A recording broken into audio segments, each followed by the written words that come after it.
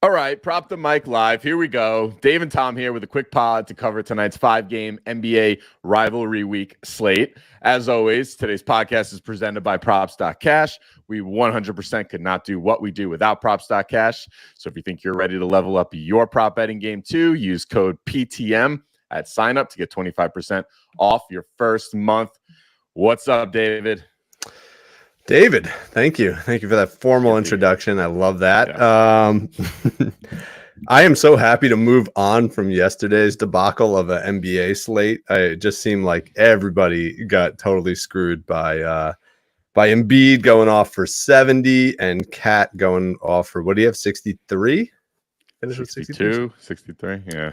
But I did love watching Anthony Edwards talk about like the game, and they were just basically like at halftime, everybody was like, let's get Cat up to 100 points, and they just stopped. Everybody stopped shooting. It was crazy. So everyone except Chris Finch was not too happy about that. I don't know if you saw his press conference after, just like ripping. He's like the immaturity of the team, and like he was not happy to see those 62 points last night. Right. So Cat will be on the Knicks, in 2 weeks probably. So I think they might just get rid of him.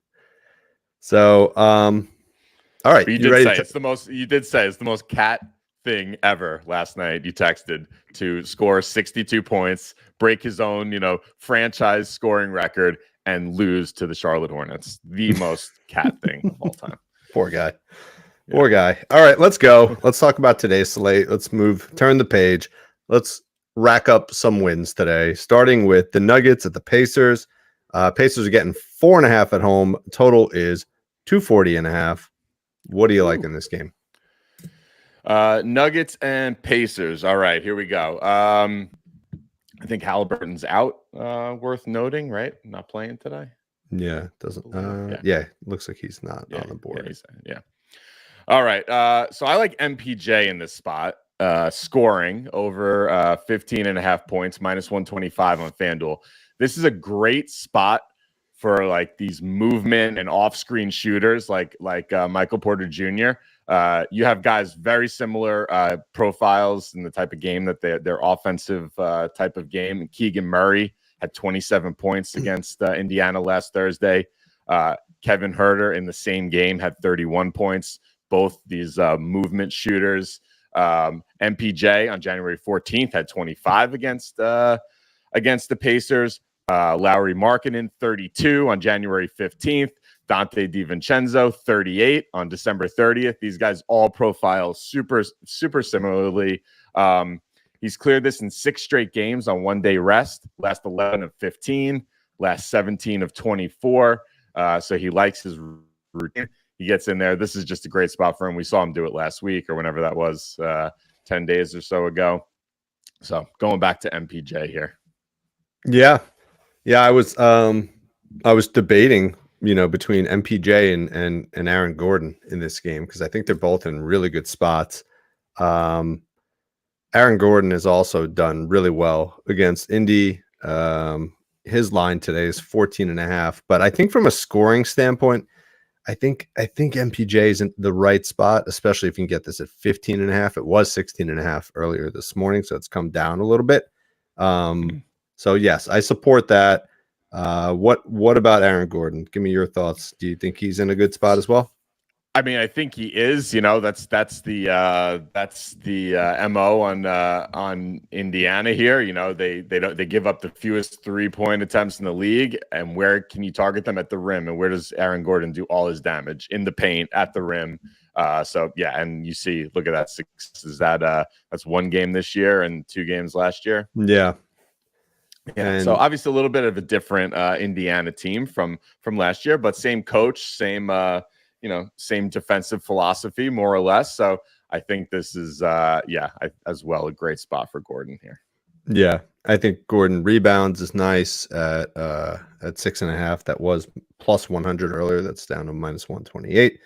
Gordon points, MPJ points. But if I had to choose, and even MPJ rebounds is decent. So I think if I had to choose between the two, MPJ points, Gordon rebounds, I think is the way I would lean on those 2 picks.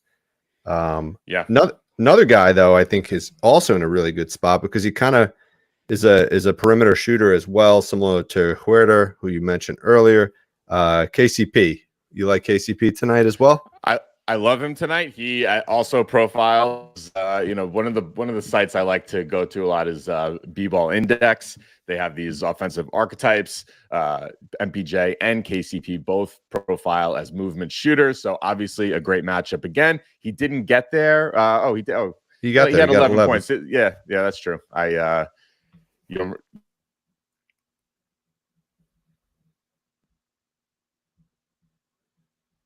as well. All right. So anybody else in this game? Those were kind of the three guys I was on. You lose me there? Can you hear me? Yeah, you're cutting in and out today. Can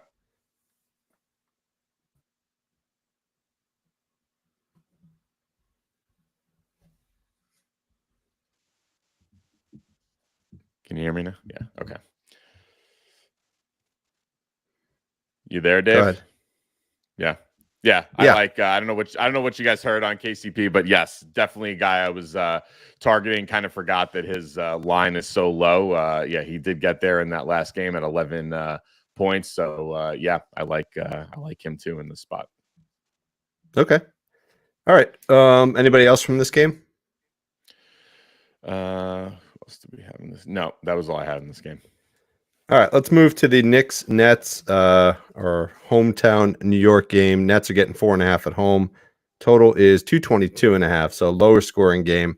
Who do you like in this one?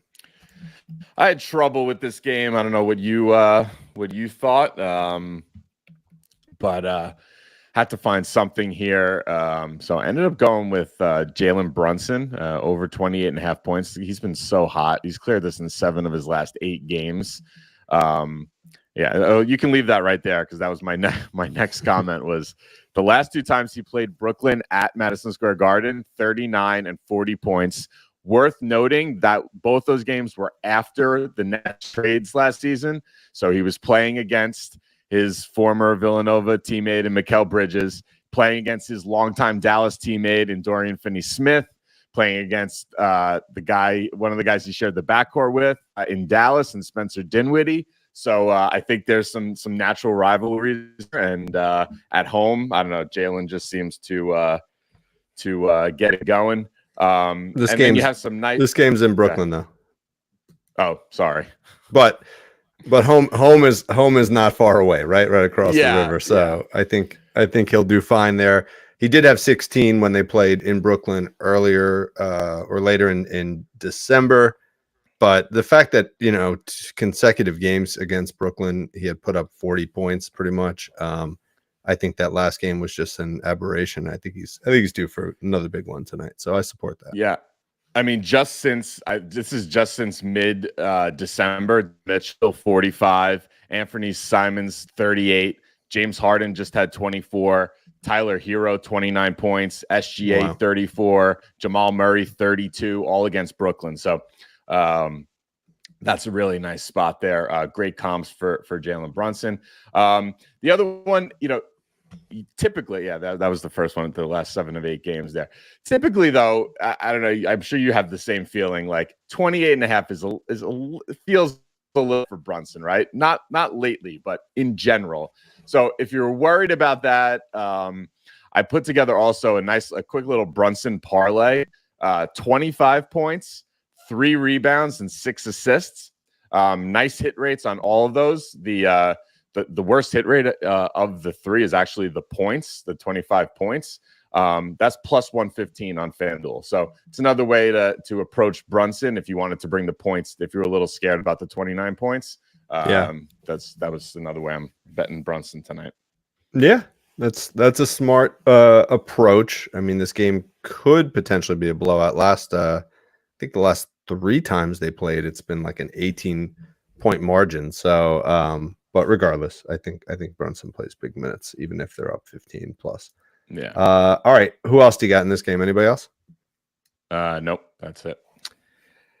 I feel like Hartenstein might be in a good spot. He was kind of popping on one of the boards that we look at. I think this is more of a lean, but 7.5 points. Let's just look at what centers have done it against the Nets. Mason Plumlee put up 7 points. Tice 8. AD, we're not going to compare him. Reith put up 17. Bam 11. So, it's inconsistent. I'm trying to look at the list, and probably Plumlee and Tice are the ones that are probably the best comp in terms of games, right? Around the rim, nothing really outside of the paint. So this one will be close. I do think he's good for 6 points tonight and maybe 8. So if you want to put this as part of a builder, that might be the way I would suggest is put this maybe at 6 points as part of a builder. Okay. He is questionable tonight with he's got a little left Achilles injury he's nursing a bit. So I don't know if does that change your mind at all? Yeah, let's see what his minutes have been of late. Yeah, I mean, he played 23. Did he come out of that Toronto game? Is that why he only played so few minutes? I'm not sure. Yeah, the other guy, who's probably good. We included him as part of a builder play, but to pivot away, obviously different position. But I think OG is probably also in a good spot. I just love the guy's minutes. I mean, look at the minutes that he's played over the last 4 games: 43, 43, 42, 36. So Tibbs is trying to run this guy into the ground before the playoffs, even close. But he might be in a good spot as well, especially while you're on that. I looked at him quickly earlier. Take a look at his threes on 2 days rest this season. Oh yeah, look at that. Nice little play there. That one is that Indiana one is last season, I believe.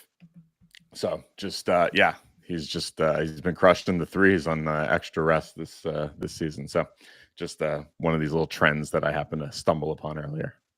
Yeah. All right. Yeah, I think anything on OG these days. His rebounds also look pretty good. When you're on the court for 36 plus minutes, it's easy to rack up stats, especially with his low numbers. So, all right, let's move along from this one. Let's do Jazz and Pelicans. Pelicans are -6.5 at home. Total is 238.5. What do you like in this one? All right. Well, I have not too many 3-point plays, although I did just mention one on OG. We haven't been giving out too many 3-point plays, but Brian Wolf on X mentioned a Markkanen threes ladder, and it's interesting that he should bring that up because I actually have a play on Markkanen threes here. I like over 2.5 threes. It's -140 on FanDuel. Over the last month, New Orleans is allowing by far the most 3-point attempts and makes to forwards. They're giving up 6 3-point attempts to opposing forwards over the last month. Number 2 is tied with Phoenix and Minnesota at 5. So they're giving up a whole extra 3-point attempt to opposing forwards over the last month. The last 2 games he played in New Orleans, he was 5 for 9 and 3 for 12. Wow. That is pretty nice. Yeah. And then he's been much better on the road this season. He's got a 76% hit rate on this line on the road this season, 13 of 17 games, and only 47% at home. So this nice split when you click on this right there. Oh, yeah. Yeah. Look at that. Look at that. So I think he's nice, and I like the Brian. That was a nice comment on there. I like the why not do a little ladder when he's in a position like this, taking 12 3-point attempts last time he played New Orleans. Let's go for it.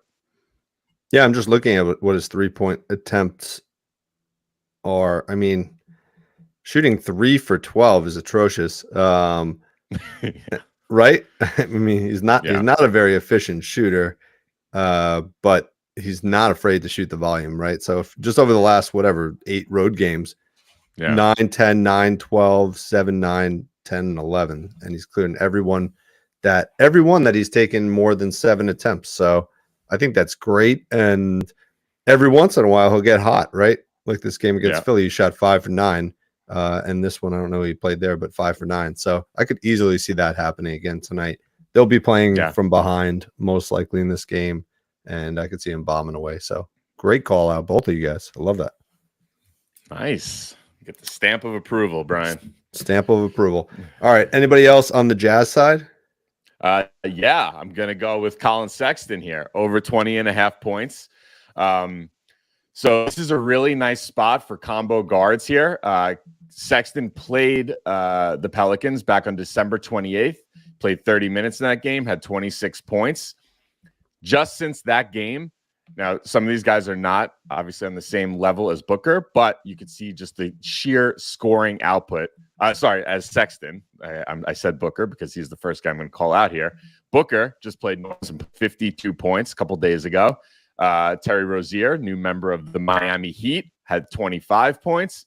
Kyrie, just since the end of December, 42 and 33 points. Anthony Edwards, 35. We just need Colin Sexton to have 21 points here. He's done this in 4 straight games, averaging 29 points per game. He's cleared in 7 of his last 10, averaging 23.7. His minutes are up over his last 5 games, averaging 29.3 minutes over his last 5 games. When he's played at least 21 minutes, he's cleared this line in 9 straight games. Put that minutes filter up there. 9 straight games and 11 of his last 15 with just 21 plus minutes. He's averaging, remember, 29.3 over his last 5 games. So yeah, I think it's a great spot for Sexton here. Yeah, I agree. And 238-point game, right? So Markkanen's going to hit his 5 threes, and Sexton will, put up his 30 points. I love that. Very nice. There we go. Nice. What about Chris Dunn? So I also noticed that I was looking on Props.Cash at the point guard performance against New Orleans. You were looking at the combo guard, which kind of straddles those 2 positions a little bit. But Chris Dunn, is also, I think, in a good spot, and his line's only 4.5. So, and against New Orleans, he had pretty good success, right? He put up 8 and 7. So these aren't like astronomical numbers, but given how much his playing time is and how low his line is, I kind of like Chris Dunn over 4.5 points. Again, let's just go down to some opposing point guards. Sorry, we skipped over it. There it is. So you got Terry at classified as a point guard, 25 points. LaMelo, 29. Kyrie, 42. Kyrie, 33. This is probably a better comparison. Reggie Jackson at 12. So in Corey Joseph, you only put up 2, but Terrence Mann, maybe a better comparison at 8. So there are some guys with low lines who have cleared of late. I don't know. This line just seemed too low not to take a chance on. What do you think? Yeah, it was popping out in our model big time, the points. I just I was a little worried his minutes were a little bit up and down, and the fact that I was already on Sexton, that I kind of passed over him. I think I'm not maybe I'm not fully on board with the Chris Dunn, the guy who was like out of the league the last 2 years, and now all of a sudden is like, playing big minutes for Utah. So maybe I'm just late to the party. I don't know, but it was popping out in our model. Yeah, I mean, it's not to say that Sexton can't have 21 points and Chris Dunn gets his 5, right? So these are only 5 points. We're not talking about 2 40-point games here. So all right, so let's roll with both of those. We'll hedge. I think one of them's for sure going to hit. So we'll at least hedge a little bit on those 2. One of the benefits of cut in. One of the benefits of going live is we can break news here. Shams is just reporting the Bucks fired Adrian Griffin as head coach just now. Very interesting development there in Milwaukee after getting rid of Terry Stotts as well, like right before the season started, who was Dame's guy. So I don't know what's going on in there. Maybe they'll bring what's his name back. Budenholzer. Budenholzer. Budenholzer. Yeah. I like that guy. Anyway, sorry. Yeah, the Bucks, I mean, are the key example of overreacting to a bad series, right? They had a great season last year, right? They were one of the best regular season teams, had a bad series, got knocked out, and then basically blew up their like strong defensive team to bring in Dame and got rid of a great coach. Now they're like scrambling because they can barely beat the Pistons. So, all right, let's go back to this game. Jazz Pels. Anything on the New Orleans side? Yeah, I got Zion here. So I think maybe I was inspired by that Brunson parlay. I couldn't get I couldn't get a straight play on Zion that I loved. I felt maybe like the points where I started. I thought maybe they felt a little too heavy for me. So I came up with a PRA par for Zion, 20 points. He's clearing that in 66% of his games this season. 5 straight games against Utah. He's got great splits against Utah for all of these, averaging 25.8 points per game. His last 5 against Utah. Also, 4 straight games on 3 days rest. I think that goes back all the way to last season. You figure Zion with some extra rest. He needs it. Rebounds. He's 4 rebounds in 80% of his games this season, 5 straight against Utah, and 4 straight on 3 days rest. Also very nice. I see some nice nods coming from you, Dave. And assists, 60% hit rate this season, 4 straight against Utah, averaging 7 assists over his last 4 games against Utah? And then 2 straight. Yeah, on 3 days rest. Yeah, on 3 days rest. So this is nice. You put that all together, plus 105, I believe. Yeah, that sounds on FanDuel. So I don't know. I feel like any of those stat categories, rebounds or assists by themselves look like a good play against Utah. So yes. So definitely that seems very conservative to kind of bring them all down for roughly a plus 100 or 105, whatever it is. And if you're feeling lucky, you can probably raise them all up, do 5 assists and 5 rebounds and something like that. So very nice. Good find. I wasn't looking at Zion today. I'm kind of over him a little bit this year. Yeah, I hear you. I hear what you're saying. But someone had to do some scoring in this game, and he just seems to, Utah's not that different from the team they were putting out there last season. And there's something against Utah that he excels. So let's try for it again. All right. Anything else in this game? No, that's it. All right. Blazers, Thunder. Blazers are 5-18 on the road. Thunder are 16-5 at home. Thunder minus 14.5 in this game. Total is 234.5. These two teams have played twice this season. The Thunder won by 43 and 62. This is the ugliest game of the night. I think the Thunder just totally steamroll them again. But you never know.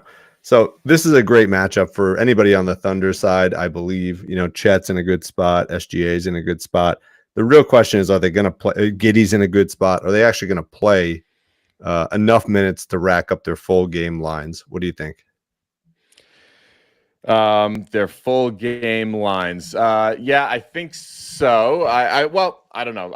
They've kind of gotten there, and I feel like is it really going to be 3 giant blowouts in the same season? Like there's got to be some pride in these Blazers players, right? They gotta not want to just get like blown out of the gym here. So I maybe see a little bit stronger defense. I don't know, but that's 2 embarrassing games in a row. I'm not sure about a third, but seems kind of likely. So I don't know. All right. So who do you like here? Anything on SGA? Yes, I do like SGA. I was in a SGP kind of mood today. So we got a SGP for SGA. Again with the PRA parlay. This one's plus 118, 30 points, 4 rebounds, 4 assists. We don't have to get into it too much. The 4 rebounds and 4 assists show up on the alt builder sheet all the time. He's cleared 4 rebounds in every home game this season, every game on 2 days rest. Same goes for 4 assists. Every single home game, every game on 2 days rest. He's cleared this. The 30 points, he's also cleared in every game on 2 days rest this season. 18 of 22, which is 82% since last season. And he only missed 30 points in 1 home game this season. So, we're going with SGA 34-4. That's lovely. Yeah, I went a different route on SGA, although I love that builder. got burned the other day on a first quarter play with Jokic. So I do play these very cautiously because there's so much variability in the first quarter outputs. It's just a small sample size, but I do think if there's a guy to play first quarter, it's SGA, and especially against Portland. If we look, we can go on props.cash, and we can look at under the interval. We can look at the first quarter output. His line is actually 9.5, so I'm going to bump that up. On FanDuel, it's roughly minus 130 for the first quarter. And if we look versus Portland this season, he's put up 13 and 12 in those two first quarters. So I think if you're afraid of the full game and you don't want to do the same game parlay, I think doing a SGA to get 10 points in the first quarter is a nice play in this one as well. Yeah, I think that feels very very safe if this game does in fact get away from them again. We got a couple of questions on X here related to this game. First one here from K Sorrels 12. I guess it sounds like Prize Picks has a taco of the day for Jalen Williams, PRA over 24.5. He's asking what's the success rate. Let you know that one real quick. Looking at Jalen Williams and full game. So he put up 32 in both games against Portland. So that's nice. And he probably didn't play that many minutes. Let's just see. Oh my God. First game he played a ton of minutes, 37. Second game he played 19 minutes and put up 32 PRA. But yeah, he's cleared 20. The line is 24.5. He's cleared 24.5 PRA in 13 of his last 15 games this season. So huge, awesome hit rate there. He actually what was the line? 24.5? 24.5. Yeah. He's better on the road. He's actually cleared this in 12, I think 12 straight road games. For some reason they're at home though, but right? Yeah. I know. I'm just saying he seems to be better. Like his hit rate's higher on the 24.5 on the road as opposed to home. Like you said, they're at home tonight. But just overall, third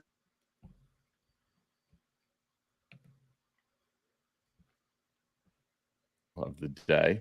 And then we had another question from Poopy Head.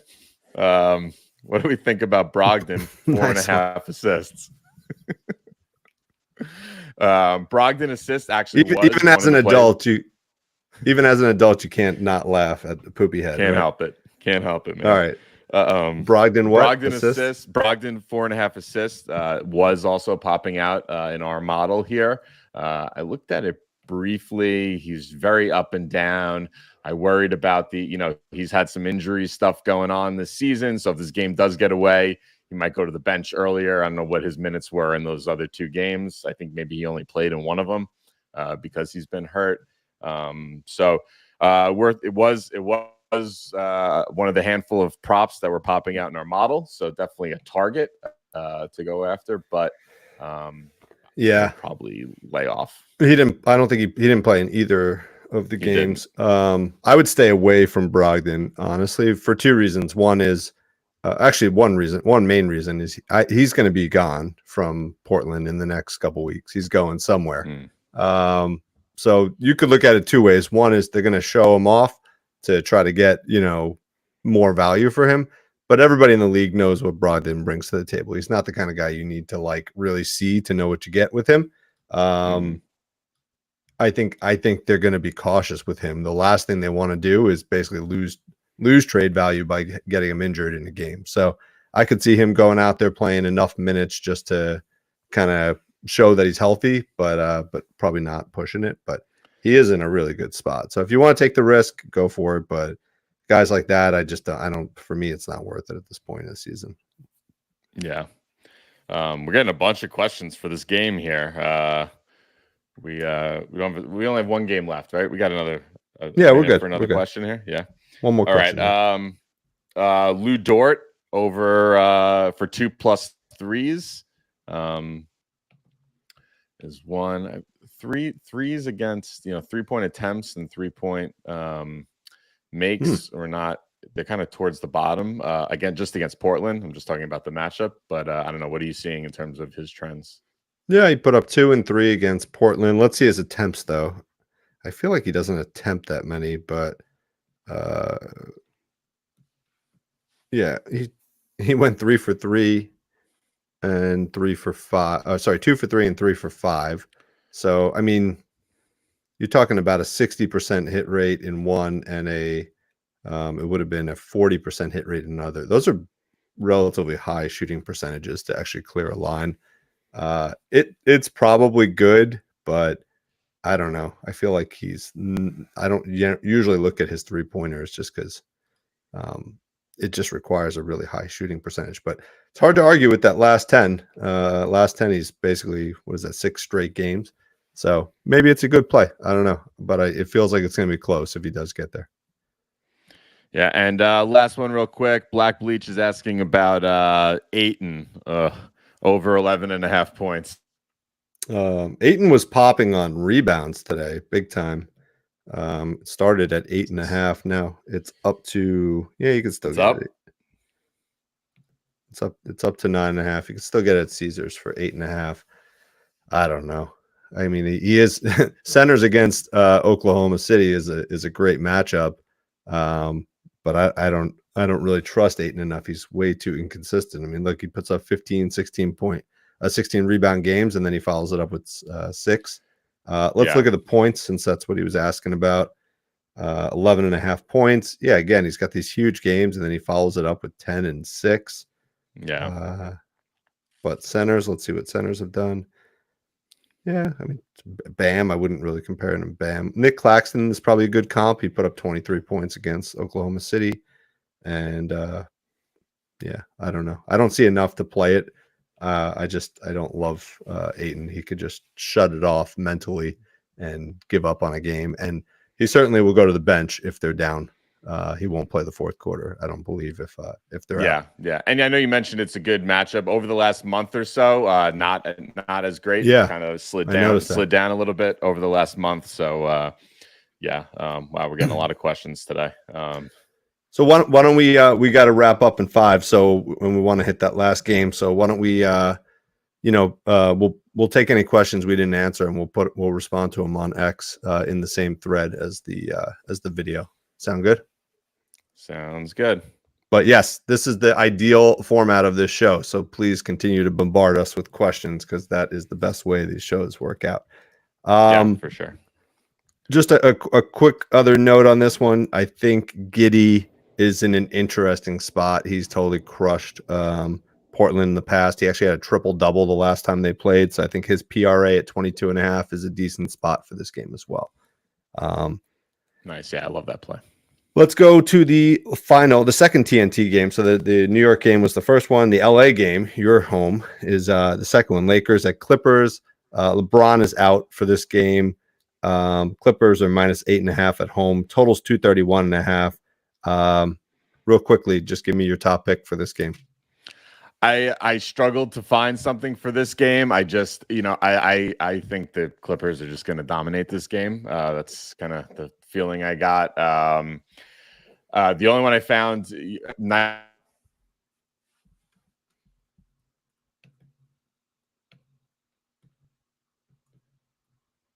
four of his last 5 against the Clippers, including having a 7-rebound game against the Clips on November 1st.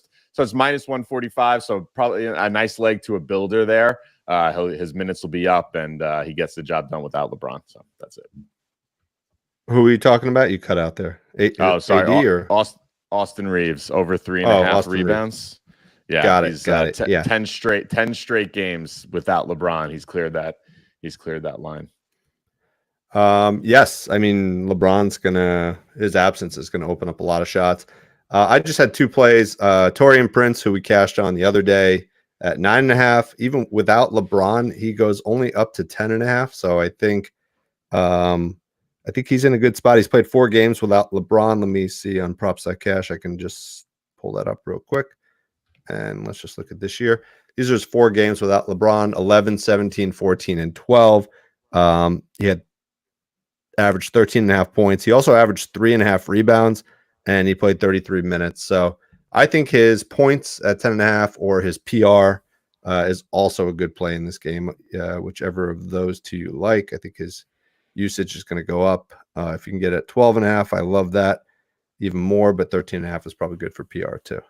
The other one that I observed was AD without LeBron is in an interesting spot. I think his assists are pretty interesting. That's where I started. He had 11 assists last time LeBron did not play. He's cleared in 2 out of the last 4 games this season without LeBron. But I thought his PA is a really good spot too. So he's cleared in 3 out of 4. And if we go back to last season, I think we can drop it down a little bit. Oh, whatever.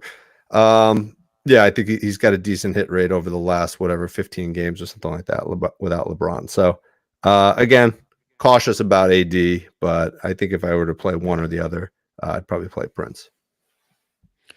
Yeah, I'd stick with. I would lean Prince as well. I could see AD sitting on the bench a bit more than expected in the second half of this game, but we'll see.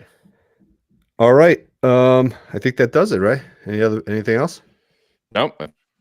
Nice pod. Really appreciate everyone's questions today. That was really awesome. Sorry we couldn't get to all of them, but like Dave said, we'll take a look through these, and any we didn't get to answer, we'll try to get a response up on X very shortly. But thank you all for joining. Enjoy the rivalry games, and let's make some money.